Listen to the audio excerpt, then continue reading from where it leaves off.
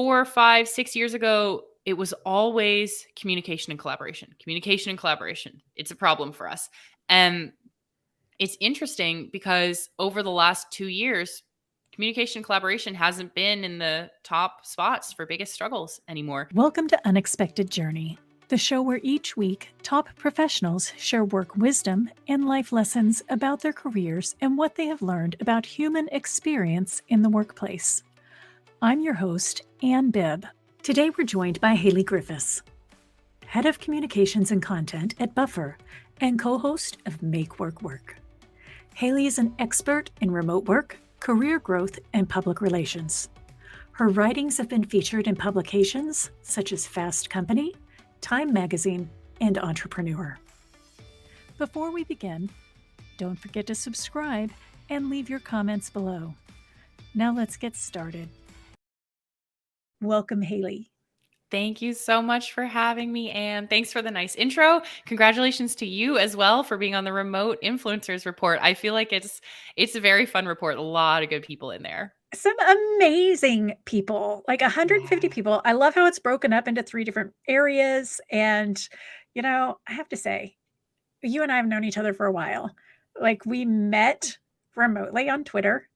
Yeah. And we finally met, started talking on another platform and then connected in other ways. And I've met so many people that way. It's just the way of our remote world.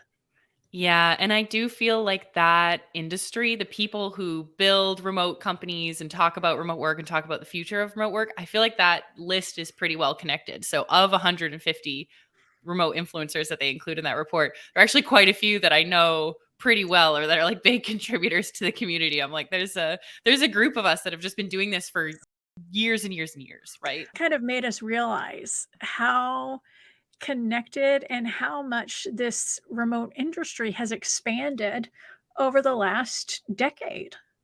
Yeah, and it has been a decade. I feel like a lot of people came to remote work over the last couple of years and they're like, "Oh, this is a new way of working." It's like, "No, there are many of us who have been doing this for 10 It's not years new. now."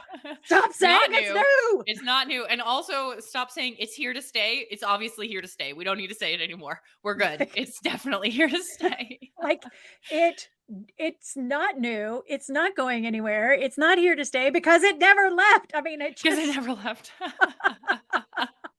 Yeah, I feel that. And they're like, it's a trend. I'm like, not a trend. Not a trend. a trend is bell bottoms, people. Yeah. Like Yeah. And the trend left and it came back. And that's not what's going on with remote work. It's been around for a good group of us. And I think that the thing that I love is that there are so many of us that have been doing this work and in this space trying to draw attention to remote work and this different way of working and this way of working that is healthier for so long.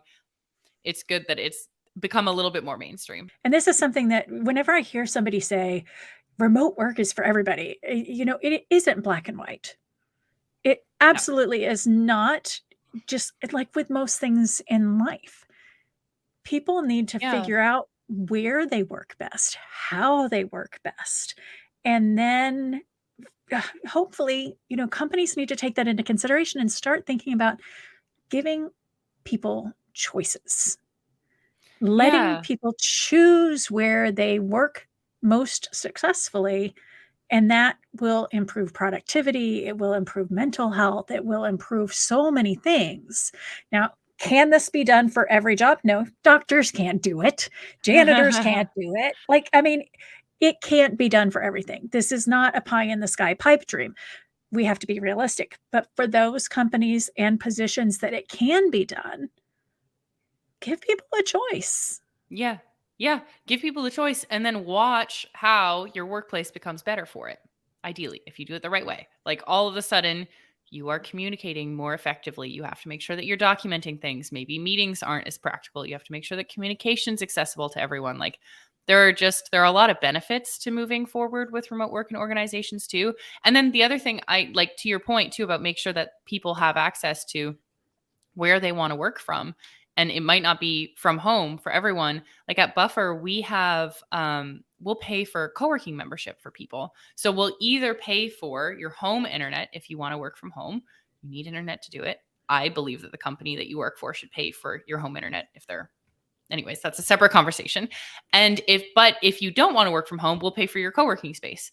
And so you can go work from a co-working space. If you're someone who needs to have that separation, physical separation between home and work, you need to go to a co-working space. That's an option as well.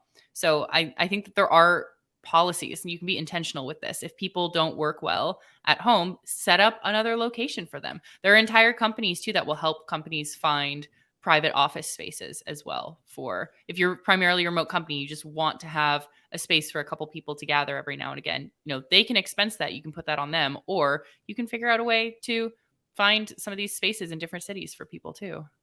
And I think it's really interesting. So one of the things that Buffer has done over the last few years, and you're going to tell me the exact number of years because I can't recall that off the top of my head, but you do an annual state of remote work report. How many years have y'all been doing that now?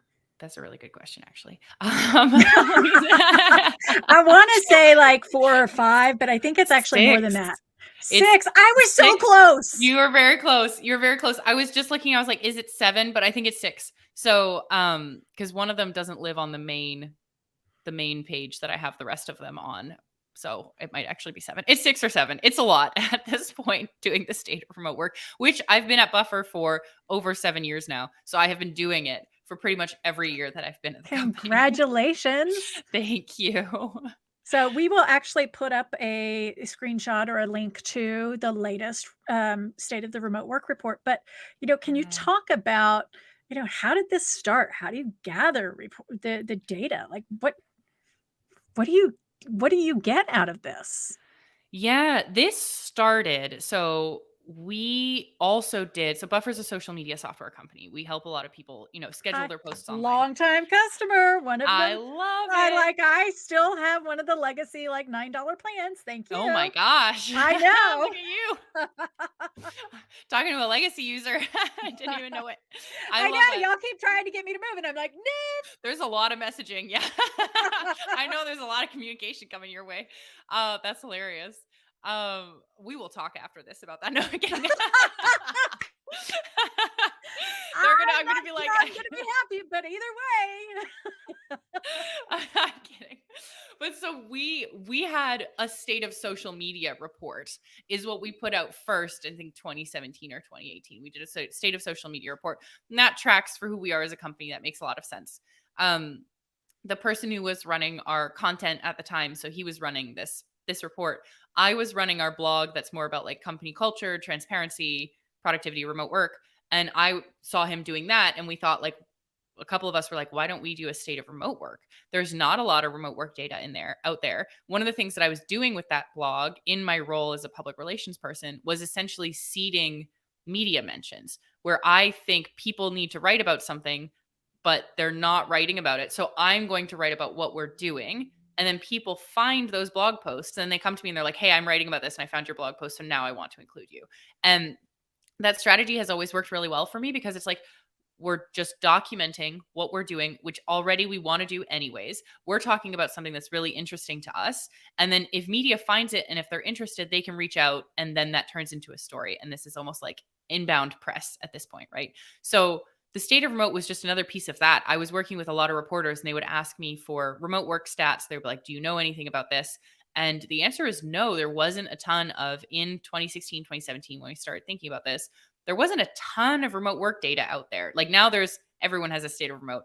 And I see them all popping up and I'm like, okay, I see you. You haven't been around for very long, but that's okay.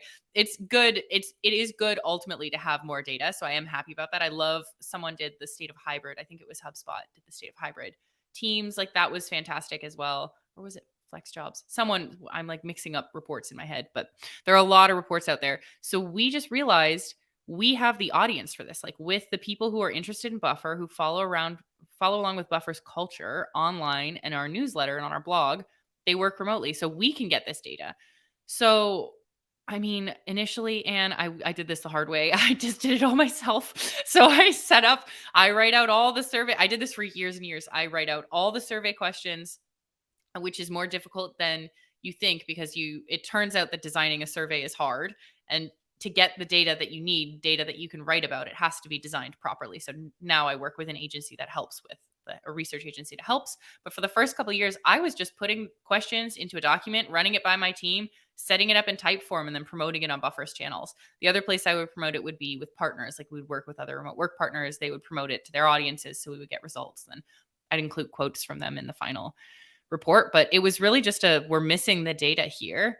And I think we can do something about it. And it has turned into one of the best things, one of the most fun things. Like, first of all, it's extremely valuable. I always learn something. I love adding to the conversation, the remote work conversations. There are so many. I remember, I don't know, there are just so many important topics. Like career growth in 2020, 2021 was a really big conversation topic. Like, oh, you can't grow your career anymore because you work remotely and no one's going to see you. And like, I think now we realize all of those people were probably in hybrid setups and their managers were in the office. And if they weren't in the office, then it was a problem. But yeah, it's a very fun report to work on. So, what are some of the interesting trends that you have seen over the years with regard to this report? There have been a lot of them. I think one of the ones I was most interested in was that early on in the reports, 5, 6 years ago, one of the biggest struggles, this is one of the things I love looking at is struggles. What are remote workers struggling with? And like that tells you two things. It tells you what companies can improve from a policy standpoint, and then also like what are challenges that people are facing while they're working remotely. And 4, 5, 6 years ago, it was always communication and collaboration. Communication and collaboration. It's a problem for us. And it's interesting because over the last 2 years, communication and collaboration hasn't been in the top spots for biggest struggles anymore. And I think that there has just been so much knowledge sharing from organizations and from people about here's how we communicate effectively. And I'm seeing a lot more people implementing like head of remote roles or internal roles where people are in charge of communication and they're not just like, oh, everyone communicate. However, like each team will do something different. And so there's been a lot more structure, which I think is important. So I've seen communication and collaboration decline as a struggle over the years. And I'm happy to see that for remote work because there are a lot of tools out there. And of course, that's the other side of this is there are a lot of really great tools out there that can help make communication and collaboration easier. And like for remote work in particular, I mean, I love Loom and Cloud App for recording quick video calls. Those are newer tools or like newer to being used all the time. And I feel like, a lot of people just kick off video calls or do like send someone a quick video link now. It's a normal way to communicate, which is incredible. So, as we've moved through, and I know we're not through the pandemic, but we are on the other, we're on it on the other side. We're not kind of at peak fear mode. Yeah.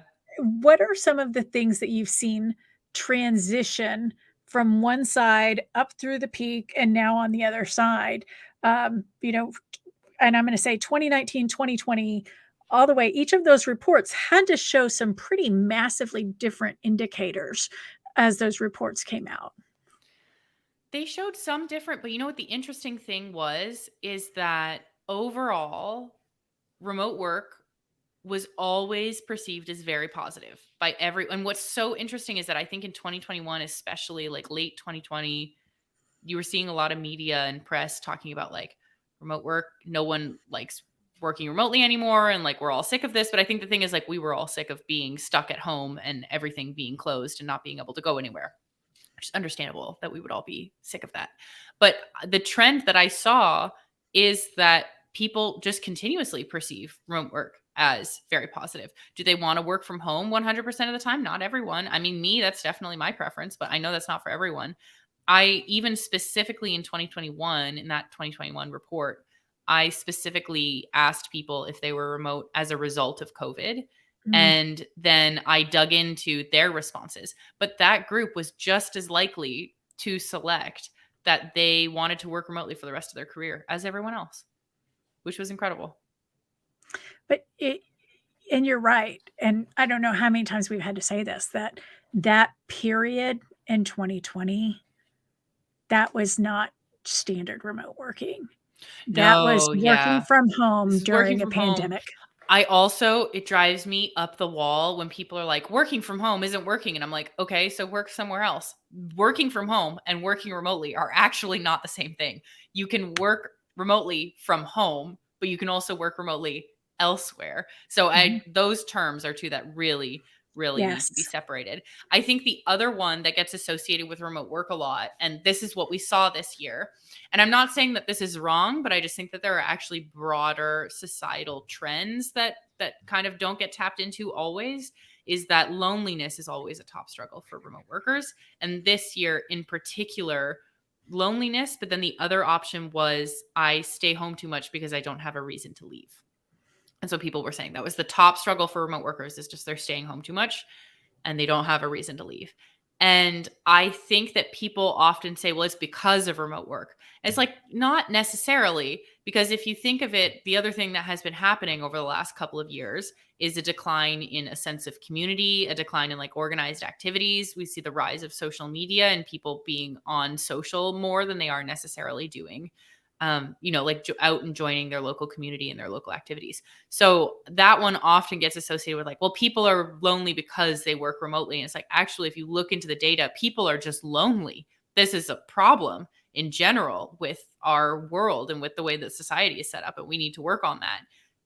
And people who work remotely might be extra susceptible to it, but it's not caused necessarily like 100% by working remotely. That's my strong opinion on that one. You mentioned about community, and I am how do you stay connected with colleagues? And how do you build that sense of community that you were talking about? Because people have mentioned about getting lonely. And, that was we just talked about. I've worked from home since the 1900s. Since the And 1900s. but that it was still a struggle for me because we couldn't leave the house. We couldn't go to the grocery store. We couldn't do a lot of the things that we normally would do just to get out of the house and see the people that we would normally do. So that loneliness was real. Uh, Yeah, in so 2020. yeah, and some people never kind of got out of that funk and got back into the community. So how do you build that sense of community with people that either never got back into it or are just new to the remote world? So I think the answer is different if you're looking at building community within organizations versus just like you as a person. So maybe I can answer it just as you as a person and then let me know if you want to dive into within Let's do companies both. Let's specifically. go Okay. both. Yeah. Let's go both. So for you as a person, I mean, I struggle with this a lot because I have been working remotely for over 7 years now. In that time, I have moved a lot to new locations where I don't Mm. know anyone every 2 or 3 years. So we've had multiple moves where we're only there for a couple years and I don't know anyone in the city, or maybe have never even been there before. So the context is that my husband is in the military, so that's why we keep doing that. And I found a couple of ways to connect with people because it is important. I don't just want to spend 2 years living in a new city and then like not meeting anyone. So one of the things that I do is always get involved with an activity or a sport or a group or something like that. And for me, that's Brazilian Jiu Jitsu. And I've done it everywhere that we've lived. And I just always end up in like this great group of other women who do jujitsu, which is already, there aren't a ton of us, and I end up becoming friends with them. So find that thing for you, whether it's What like I'm hearing running group. is don't get on your bad side. Yeah, I mean, I would never be close enough to you anyways because I stay at home. Right? Right. I'm just always working at home, but yes. But so I do jujitsu, and that's the community. It's a community for me that I can just drop in, and like we have, shared experiences and language and shared interests, and that's always really useful. But you can find that with whatever, a running group or a book club or something. Like you have to kind of put yourself out there and find people. And then the other one for me is I've just had to be that person. If you meet someone that you really like and you click, and when you click with someone, I had this last week. Yeah, I happened to click with someone at a co-working space last week, and I was just like, oh, she's great. This is awesome. You have to just reach out. Like you have to be the one you have to make them. It's like, it can be awkward. It can be like dating, like you're making friends. It's kind of like you're the one who has How to be you like, doing? "Hey, are you on Instagram? Can we can we Can follow we each be other on Instagram? friends? Can we be friends? Are you looking for friends?" It's very awkward, and I just realized you just have to be That's what we you have to did, show up. Haley. That is what we did, and it worked out. It was awkward, but we did it. It works. It works. It's awkward, but it's worth it if you want to have other people in your life. Like it is hard and it sucks to and you'll know this if you're someone who has moved to other places. You meet someone and you have that connection and you maybe know you might not run into them ever again intentionally. Like if you happen to be at the coffee shop at the same time and you don't take the chance to be like, "Hey, are you interested in ever co-working together again?" And you never see that person again and you're struggling with loneliness. Like that sucks. Just put yourself out there. Just try a little bit. And you know what? What's the worst that can happen? They say no. Okay, great. Same as though if you never asked, doesn't matter. And it's so true though, because people ask me all the time, like, and you're so positive, you're so cheery, and like, so many people, you network so well. And I do, but that's how I get this network. And I know this Yeah. sounds unrealistic, but this is honest to God the truth. Of all of the people that I have approached in the last, I don't know, year and a half, 2 years, I have literally only gotten a no from one person. Yeah. One person, Yeah. People and want that to be was the connected. and that was the We all need more CEO of community. one company who I I I just wasn't his cup of tea, and that's okay. That's okay. That is okay. You know what? Because if I they don't wanna be associated with me, then that's okay. Look at how many other people I have gotten to know, and you know what? Yeah. Step out and just introduce yourself and say, "Hey, would you like to have coffee virtually, or would you wanna go have Yeah. coffee in person?" It is awkward, it is scary, but it is also priceless. Yeah. 100%. 100%. And I realize like I've been talking about making friends in a new place if you're or like meeting people in a new place when you work remotely, if you work from home, if you're like isolated, but absolutely online. This is my jam. I've never lived, I mean, I one for 1 year I lived in San Francisco. And otherwise, I've never lived in major cities, but I work with media. And people will often say like to work with reporters, you have to live in New York or DC or San Francisco, depending on the reporters that you're working with. Not true. And also to grow your career, you have to be in these big cities like the network. And I'm sure you know what the networking opportunities are incredible in those big cities. That doesn't mean that you can't also do it working from literally the middle of nowhere Canada, which is what happened to me to meet people. And I've done the same thing. One of my favorite things to do is to message people who have the same job title as me at similar-ish companies, like other tech companies for me, other software companies for me, and just reach out and say, "Hey, I'm also in this role at a different company. I have a couple of different challenges that I'm working through. If ever you want to meet up to talk through challenges, I would absolutely love that, but no pressure." And you know what? Most people replied and said yes. And I have all these fantastic connections with other people who are heads of communications that I didn't have otherwise. So, speaking of, people that have the same titles and careers, how has your career and approach to work kind of evolved over time? And, what are some of the biggest lessons that you've learned throughout that time? Because you've been with Buffer for 7 years. I know. You've done Yeah. so much, you've met so many people.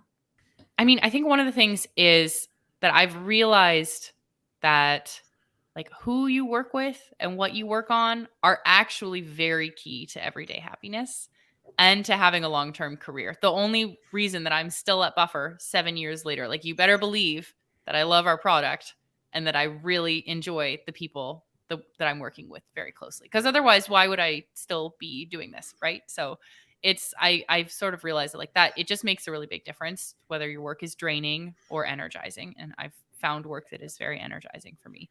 So that has been good. I think over the years too, I have just become a lot more focused on long term. What is the life I want to design for myself, and how does my career play a role in that? Versus thinking I want this title or I want this role and I'll design my life around whatever that looks like. And so that reversal of like I'm going to design my life first and fit my career in to make sure that it's supporting that kind of life has been really big for me. So I feel like I've just overall had a more positive approach to it and just been a lot less focused on just like growth, get to the next level, get to the next like role area, and just a lot more focused on like I love the work that I'm doing, I love the people that I'm working with, I love the way that I've set up my life. And like, that means a lot to me for the way that I'm doing it. But lessons specifically too, I have a couple things that come to mind. We touched on this when we were talking about reaching out to other people. But one of the biggest things that I talk to people about when with their careers, especially younger people, is I see a lot of younger people or people who are earlier in their careers or newer to a career. They've just made a career transition and they're like, okay, I want to talk to, like, for example, I'll get a lot of writers who reach out to me and they're like, I want to talk to you because you manage Buffer's blog for career advice. And I'm like, that's networking, you know, vertically. And actually what you should be doing is networking horizontally. So who are all the other writers that you want to be connected with who write in software? Because you're all going to come up together. So be connected with those people. And as you move up together. And that is what I did. I was always connected with other public relations managers, with other people who are working at software companies. And like now, now I'm connected with a bunch of other people that they have moved up. They're also the head of communications. And like in one case, she's also the head of communications and content, which is really funny because we were both originally head of public relations. And it's just sort of like has shifted and grown in our roles that way. But networking horizontally, I feel like people don't think of that enough. They think of networking vertically. What is your advice for somebody who wants to get into this field of marketing and communications? Yeah, that's a good one. I get that question quite a bit, and I've had a lot of different responses. I think the biggest thing with marketing and comms is building experience and growing experience. And you don't even have to, in a lot of jobs, necessarily have a specific degree. Like that might be different, but especially in tech and in software, they're not always looking for a specific degree. I think that might be different in some industries like government or maybe more corporate areas. But one of the things that you look for in marketing, in comms, is experience and is specific examples. It's like, can you prove that you're good at what you do? And you should be able to do that either through projects that you've worked on, at work or in internships or volunteering or whatever that looks like, or you should also and this is just general career advice for everyone. I think everyone should be building a personal brand. But for people who are in marketing and comms, you can leverage that as proof that you're good at what you do. Are you good at messaging? Like, yes, they can check out your website. They can look at your LinkedIn. They can see that you're good at messaging because they can see it in your personal brand. So I also think there's something very key to building a personal brand, but getting that experience and being able to show examples of, here's exactly what I did. Here's how I moved metrics. Here's how I contributed to business goals. I think that's the biggest thing in marketing. I would get that experience however you can. Haley, why would people be wanting to get in touch with you? And then how would they get in touch with you? Oh gosh. Well, I don't know. I don't know why they might want to get in touch I with me. don't know They're why welcome anyone to. wants to talk You're to welcome. me. You can talk to me if you want to. The thing is that I am not I'm not currently a consultant. I write a lot, but I know a lot of people in the remote work space are like, oh, we're looking for consultants for this. I don't do consulting. I write Buffer's remote work report. I write a lot. Maybe reach out to me if you're looking for a writer and I can maybe help you, or I can maybe connect you with other people who can help you. Reach out to me if you're looking for remote work data. Definitely commentary on the state of remote work, because I want to always make the questions better. And because I'm still creating content around that data, I still have a couple pieces that I'm working on writing. So if there's something you're like, you didn't really answer this, I probably can find the data and answer it. So reach out to me about the state of remote work report. Reach out to me for career advice, and I might write about it on my blog or in my newsletter, which is some of the stuff that I've done. But in terms of getting in touch with me, I think the best way to do that is my website is haleygriffiths.com. I have a contact page, so you're welcome to reach out there. If you're on Twitter, you can reach out on Twitter too. I'm pretty responsive there. Haley, thank you for joining us this week. And I hope that you have an absolutely wonderful Mother's Day for your second Mother's Day. Oh, thank you so much, Anne. Thank you very much. I hope you have a good Mother's Day as well. And it was lovely to talk to you. And for everybody else, we hope that you have a great Mother's Day as well. If you're celebrating, if you're not, you know what? We're wishing Haley one, and we will see you again next week. As we wrap the episode up, we would like to take this time to thank you for joining us this week on Unexpected Journey. Our guest information will be linked in the episode description, along with a link to our company website, remoteevolution.com, and our host website, annbibb.com. Please don't forget to like, subscribe, and share on your favorite podcast app. and on our YouTube channel so that you never miss an episode and we can continue to bring them to you. Let us know your thoughts on what we discussed in the comment section. And once again, thank you for joining us. We hope to see you again next week for another episode of Unexpected Journey.